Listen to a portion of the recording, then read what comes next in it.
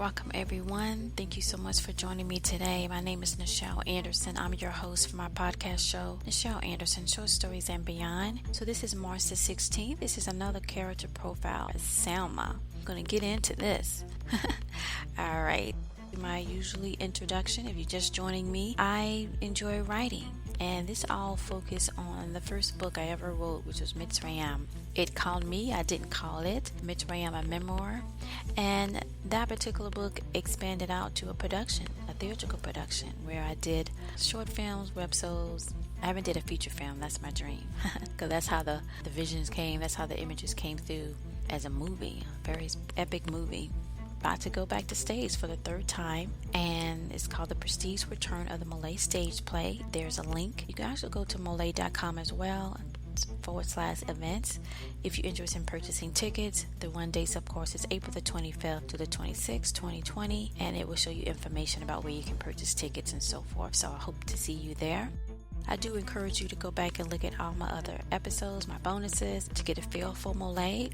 My podcast here is mostly focused on MOLIAE, that production from my book Mitsrayim.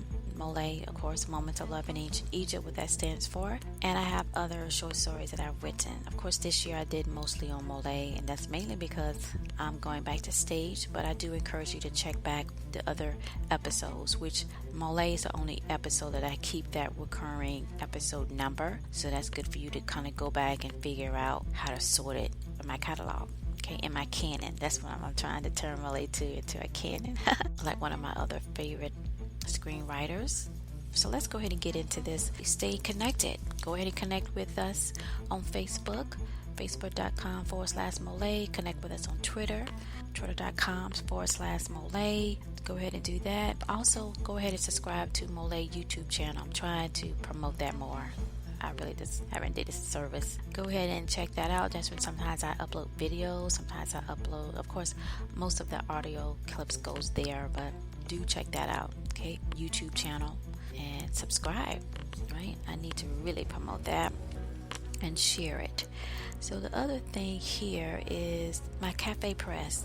I have merchandise associated with this podcast, cafepress.com/Nichel Anderson Short Stories and Beyond. Also, I have another one for MOLIAE. So those links will also be in this description box. Please check that out. Support the brand. Get you some merchandise and share it. Let's talk about the highlights. Let's get into that.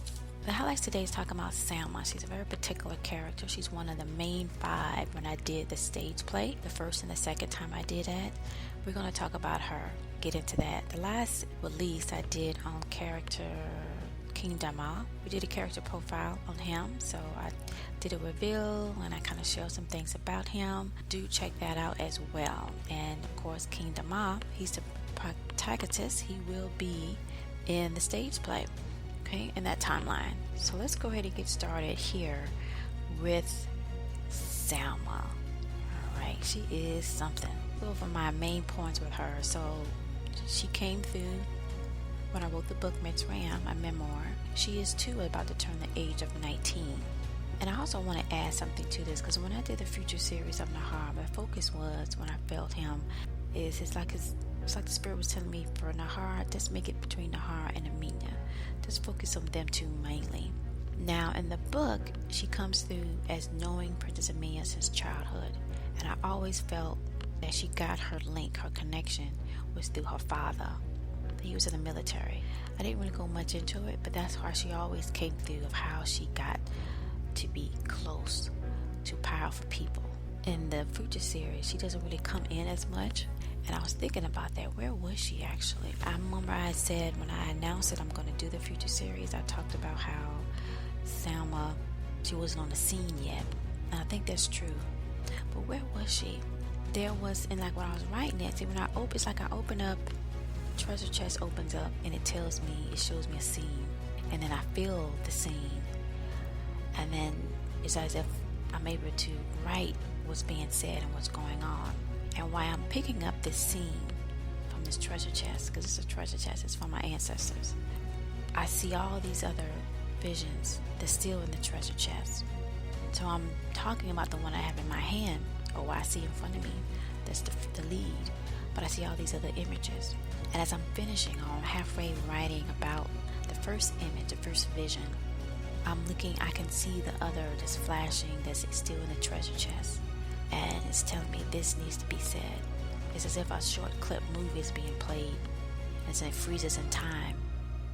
And it draws me in. And so that's how, I don't know, it's divinely, I guess. I don't know if that's the right word. And I just reach in and get the other one. And it always fits. Or it's another connection to it. Just like I did a reveal on Princess Aamina, the necklace. Which you need to listen. You need to go back and listen to that character profile. That's a good one. And I did a reveal on that one. It just comes through.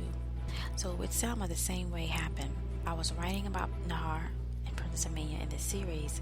And Salma, I felt that it was a scene where she did something that, or at least the first acknowledgement of a pattern of her behavior in the future. Because see, she come out in the book as deceptive, very ambitious, a liar, a seductress, temptress. Her choices, just like some of the other ones, play a profound role that impacts others in a negative way. In the play, which is mirroring the book time frame, she's the same way. How did she get that way? Was she always that way? I'm here to tell you, and it's just coming through right. She was. Lord, yeah, she was. Always that way. That was her nature.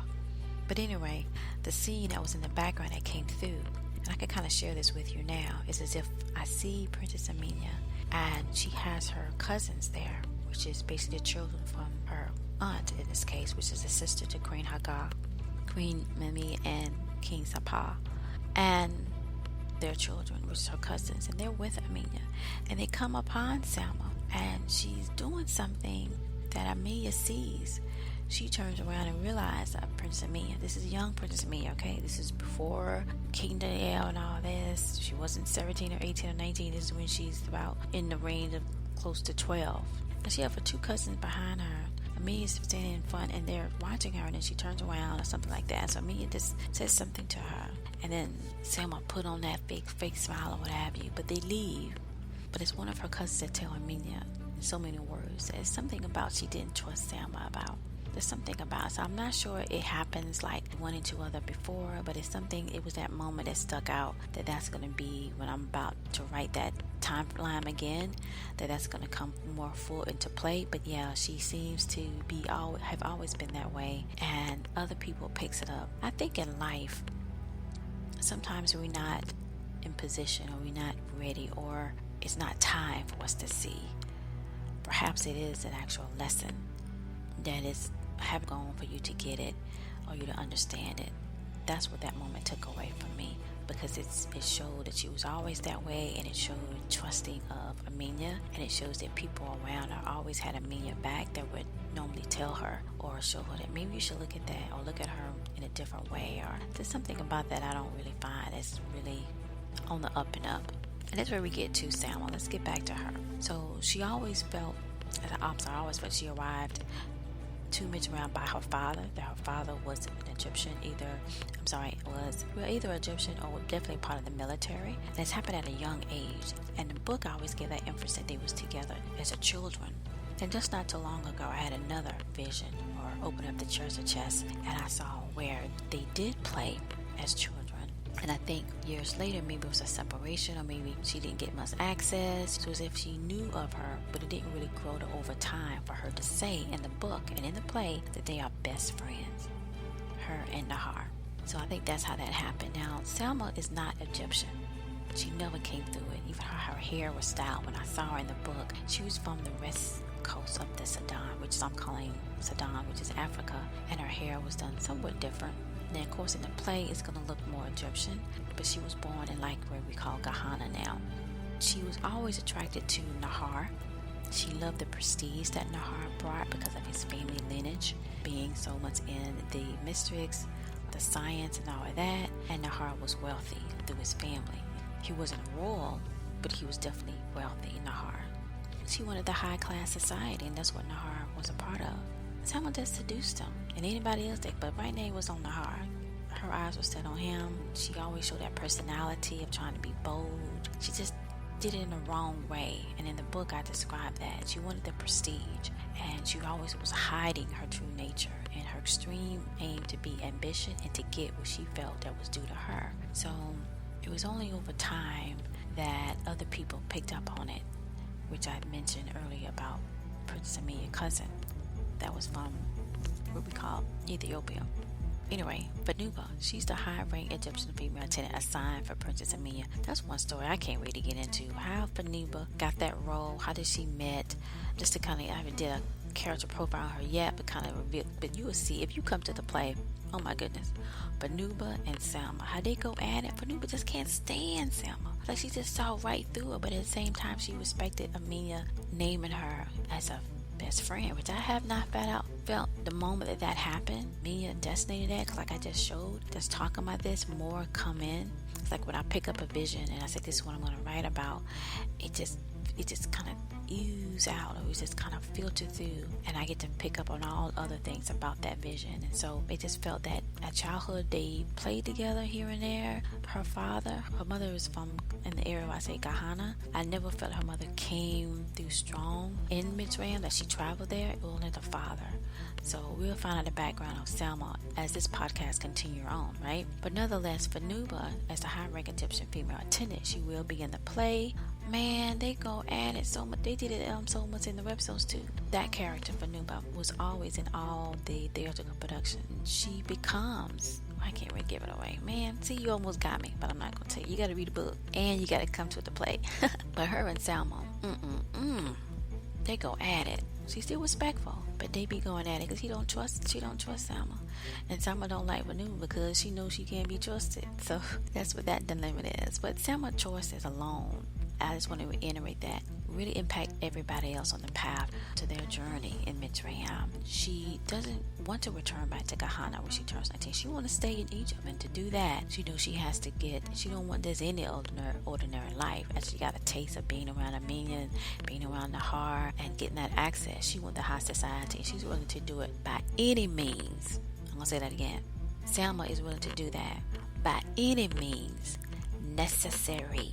That's how deep she is, and that's how she don't care. And she's constantly reminded by that, by being with other people that has the things that she feels that she deserves, because she feels she's been shortened. And then some people feel that way in life, and it is a growth, but it's also a time where they have to take responsibility for what they was born with, what they can make out of it. But Selma doesn't. He says she struggles to understand that. And that's the lesson of MOLIAE, the lesson of my book, Mitsrayim. That you have to grow, and you have to learn, and you build these relationships that can be productive and positive, or they can be the opposite of that. And if you plant those seeds, it always grows up to bite you right back. All right. Thank you so much for tuning in today for this podcast episode on this character, and please buy your tickets. Thank you.